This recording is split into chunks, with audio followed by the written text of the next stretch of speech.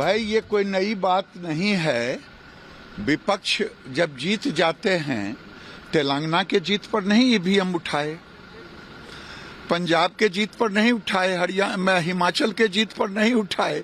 जब ये हारते हैं तभी अपनी गलतियों को, अपने ऊपर जो जनता का आक्रोश होता है, जो गिरती हुई साख है, उस विषय को उठाने के बजाय ईवीएम पर उठाते हैं।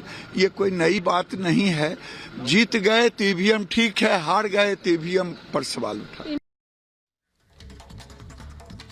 गिरिराज सिंह के अलावा केंद्रीय मंत्री अर्जुन राम मेघवाल ने भी पलटवार किया दिग्विजय सिंह पर और उन्होंने कहा कि चुनाव आयोग ने अपना रुख स्पष्ट कर दिया। ईवीएम को लेकर जवाब दिया है चुनाव आयोग ने। ये कहा केंद्रीय मंत्री अर्जुन राम मेघवाल से जो स्टेटमेंट दी गई थी, नतीजों को लेकर जो सवाल उठाए गए थे, ईवीएम को लेकर जो सवाल उठाए गए थे, उस पर पहले गिरिराज सिंह ने जवाब दिया। कहा कि जहां आप जीतते हैं, चाहे तेलंगाना की बात हो, हिमाचल की बात हो, तब तो आप सवाल नहीं उठाते, जहां हारते हैं वहीं पर सवाल उठाते हैं। तो वहीं केंद्रीय मंत्री अर्जुन राम मेघवाल ने भी दिग्विजय को जवाब दिया और कहा चुनाव आयोग ने रुख किया साफ। ईवीएम को लेकर अपना रुख स्पष्ट कर दिया है चुनाव आयोग ने। तो दिग्विजय सिंह की तरफ से सवाल उठा गया। इससे पहले कांग्रेस के नेता उदित राज ने भी ईवीएम को लेकर सवाल उठाए थे। अब केंद्रीय मंत्री गिरिराज सिंह की तरफ से जवाब दिया गया, पलटवार किया गया। तो वहीं केंद्रीय मंत्री अर्जुन राम मेघवाल ने क्या कुछ कहा दिग्विजय सिंह पर, आइए सुनवाते हैं आपको। नकारात्मकता छोड़नी चाहिए ना विपक्ष को।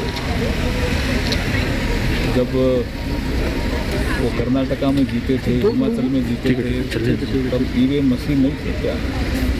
ये चुनाव आयोग पूरा निरीक्षण करके स्पष्ट अपना बात, अपना वर्जन दे चुका है। कोई शिकायत है चुनाव आयोग को कहें। ये जो नकारात्मकता का भाव है, ये मतदाताओं का अपमान भी है।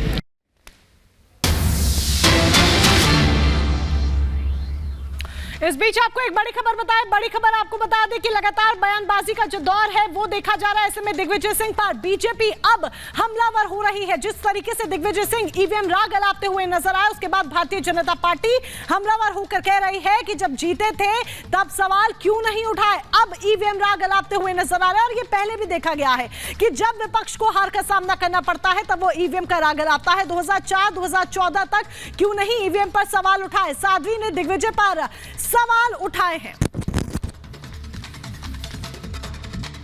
2004 में सरकार बनी, 14 तक रही, तब ईवीएम पर सवाल नहीं उठा।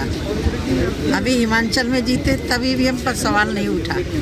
कर्नाटक जीते तब भी ईवीएम पर सवाल नहीं उठा। तेलंगाना जीते। एक तरह से विपक्ष का ना तो ईवीएम पर विश्वास है, न जनता पर विश्वास है, न निर्वाचन पर विश्वास है, न कोर्ट पर विश्वास है। अब जनता के जनादेश को इस तरह से नकारना, मुझे लग रहा है कि ये बहुत छोटी सोच है और विपक्ष को इसको स्वीकार करना चाहिए। मोदी जी का आज जो करिश्मा है वो करिश्मा जादुई नहीं है, काम किया है।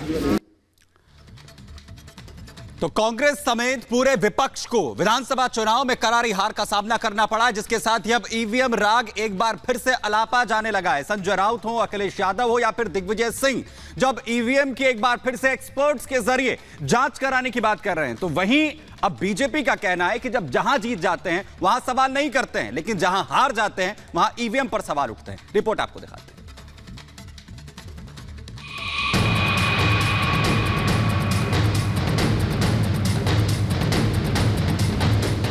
कांग्रेस की कटी पतंग,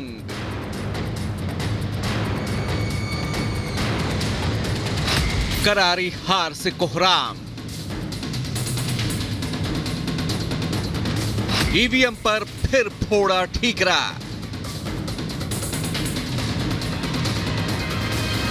आत्मचिंतन की जगह सियासत,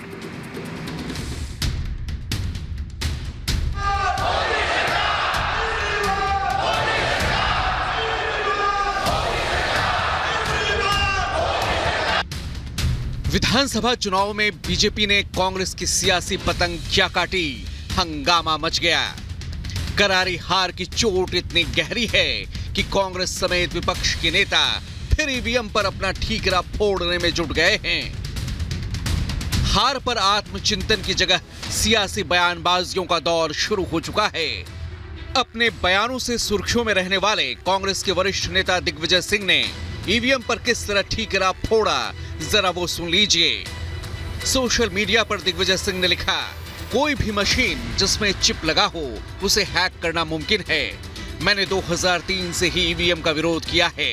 क्या भारतीय लोकतंत्र को पेशेवर हैकर नियंत्रित करेंगे? क्या हम इसकी अनुमति दे सकते हैं? ईसी और सुप्रीम कोर्ट भारतीय लोकतंत्र की रक्षा करें। मतलब ये कि जब विपक्ष की जीत हो तो सब ठीक है, लेकिन अगर जनता ने नकार दिया तो ठीकरा ईवीएम पर फोड़ दो। जीते तो सब सही और हारे तो मशीन खराब। यानी मीठा मीठा गप गप और कड़वा कड़वा थू। सिर्फ दिग्विजय ही नहीं बल्कि विपक्ष के दूसरे नेताओं की जुबानी सुन लीजिए कि वो ईवीएम पर किस तरह सवाल उठा रहे हैं। जो ईवीएम के माध्यम से जनादेश मिला है, ईवीएम आदेश, वो भी हम लोकतंत्र का आदेश मानकर स्वीकार करते हैं, चाहे ईवीएम पे विश्वास हो या न हो। लोग तो आश्चर्य और आज भी सदमे में है रिजल्ट के बाद भी, खास करके मध्य प्रदेश, छत्तीसगढ़। लेकिन ईवीएम का जनादेश है। लोकतंत्र मजबूत तभी होगा जिस तरीके से अमेरिका में, जापान में, अमेरिका हमसे अर्थव्यवस्था में और ताकतवर बहुत है देश हमसे, जापान हमसे बहुत आगे है। अगर वो देश इस तरह की व्यवस्था पर विश्वास नहीं रखते हैं तो इतने बड़े लोकतंत्र में वोट आपने डाला, आप एक हफ्ते इंतजार कर रहे हैं परिणाम के लिए और आप 2 घंटे में परिणाम चाहते हो। और अगर वहां व्यवस्था बैलेट की, पेपर की है तो कहीं न कहीं हमें भी अपनाना चाहिए। विधानसभा चुनाव में करारी हार के बाद न सिर्फ कांग्रेस में मातम पसरा है बल्कि इंडी गठबंधन में भी उसके रवैये को लेकर असंतोष है और लोकसभा चुनाव से पहले ही उसमें बिखराव के संकेत मिलने लगे हैं। 6 दिसंबर को आयोजित की जाने वाली इंडी गठबंधन की बैठक से ममता बनर्जी ने किनारा कर लिया है। ममता ने कहा कि उन्हें बैठक की जानकारी नहीं है और वो बैठक की जगह पहले से तय कार्यक्रम में शामिल होंगी। नीतीश कुमार के भी बैठक में शामिल होने पर सस्पेंस है। विधानसभा चुनाव के दौरान भी नीतीश ने कांग्रेस की बेरुखी को लेकर सवाल उठाए थे।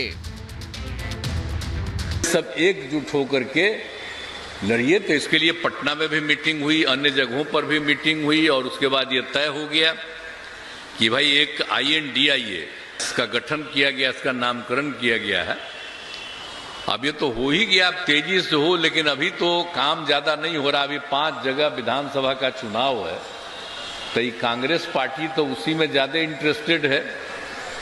तो अभी तो जिसको हम लोग कांग्रेस पार्टी को आगे बढ़ाने के लिए हम लोग सब एकजुट होकर काम कर रहे थे, लेकिन अभी उनको कोई इस सब चीज की चिंता है नहीं। अभी तो लगे हुए हैं 5 राज्य के चुनाव में, इसलिए 5 राज्य का चुनाव होगा, उसके बाद अपने सबको बुलावेंगे। आजकल कभी कोई चर्चा नहीं हो रही। जाहिर है विपक्ष को समझ में नहीं आ रहा कि मोदी की आंधी का सामना वो कैसे करे। जिस तरह से बीजेपी ने विधानसभा चुनाव में कांग्रेस को धोया है, उससे कोहराम मचा है। पीएम मोदी ने भी इशारों में कांग्रेस को सुधर जाने की नसीहत दी थी। ऐसी पार्टियों के लिए सबक है कि केंद्र सरकार की गरीब कल्याण की योजनाओं और उनके लिए भेजे जा रहे फंड के बीच में आने की कोशिश मत करो। ये जनता का आदेश है, वरना जो बीच में आएगा उसे जनता हटा देगी। ऐसी सभी पार्टियों को आज गरीबों ने चेतावनी दी है, सुधर जाइए, वरना जनता आपको चुन चुन करके साफ कर देगी। अब विपक्ष क्या करेगा, ये सवाल बेहद अहम है। जनता के दिलों पर राज करने के लिए विपक्ष के पास ना तो नेतृत्व है, ना नियत और ना ही गलतियों से सीख लेने की ललक। 24 के चुनाव से पहले विपक्ष की एकजुटता पर ही सवाल हैं और मोदी की आंधी में विपक्ष के बिखरने की शुरुआत हो चुकी है। Bureau report, Republic Bharat. तो जिस तरीके से प्रतिक्रियाएं सामने आ रही है, बयानबाजी हो रही है, उससे कहीं ना कहीं विपक्षी एकजुटता पर तो सवाल खड़े ही हो रहे हैं, तो दूसरी तरफ ईवीएम को लेकर भी विपक्ष बार-बार सवाल करता हुआ नजर आ रहा है और प्रतिक्रियाएं के बाद एक सामने आ रही हैं। जैसे ही दिग्विजय सिंह ने ईवीएम राग अलापा, उसके बाद फारूक अब्दुल्ला अब ईवीएम पर शक जता रहे हैं। जी हां, फारूक अब्दुल्ला ने ईवीएम पर शक जताया है और कहा है कांग्रेस शासन में आई थी ईवीएम मशीन। ईवीएम पर फारूक अब्दुल्ला ने शक जताते हुए कहा है कि इसमें गड़बड़ी संभव है।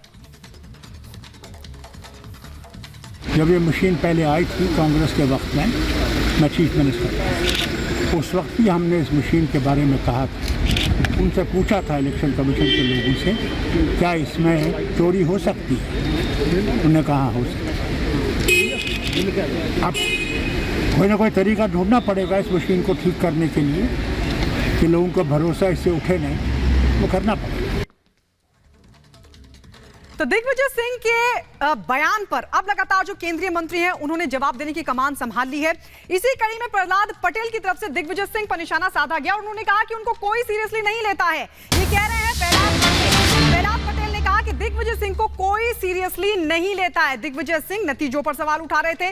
दिग्विजय सिंह ईवीएम की जांच कराने की मांग कर रहे थे, यानी ईवीएम पर सवाल उठा रहे थे। और इस बीच केंद्रीय मंत्री जहां गिरिराज सिंह ने पलटवार किया, अर्जुन राम मेघवाल ने सवाल उठाए, दिग्विजय सिंह को जवाब दिया, तो वहीं प्रहलाद पटेल दिग्विजय सिंह को लेकर क्या कह रहे हैं, सुनिए जरा।